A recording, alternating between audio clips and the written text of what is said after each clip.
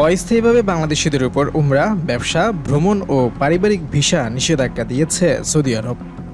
বাংলাদেশ সহ এই তালিকায় আরও ১৩টি দেশ রয়েছে, অর্থাৎ সব মিলিয়ে ১৪টি দেশের মানুষের উপর অস্থায়ী ভিসা নিষেধাজ্ঞা দিয়েছে সৌদি।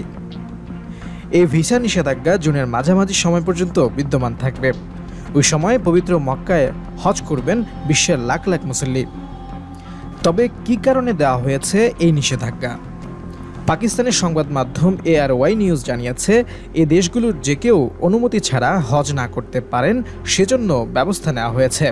তবে এসব দেশের যাদের কাছে উমরা ভিসা আছে, তারা এপ্রিলের ১৩ তারিখ পর্যন্ত সৌদিতে প্রবেশ করতে পারবেন বলে জানিয়েছে সৌদি কর্তৃপক্ষ।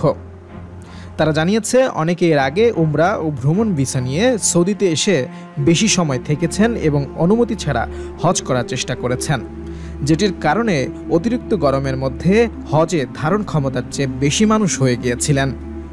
২০২৪ সালের হজে অতিরিক্ত গরমের কারণে ১,২০০ জন মানুষের মৃত্যু হয়।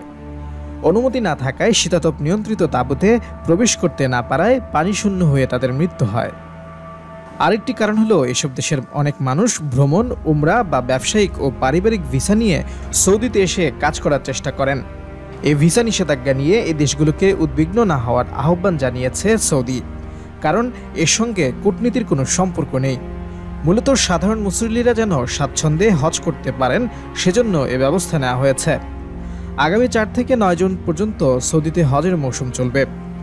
যে সকল দেশের উপর এই ভিসা নিষেধাজ্ঞা দেওয়া হয়েছে, দেশগুলো হচ্ছে বাংলাদেশ, ভারত, পাকিস্তান, মিশর, Indonesia, Iraq, Nigeria, Jordan, Algeria, Sudan, Ethiopia, Tunisia, Yemen এবং মরক্কো।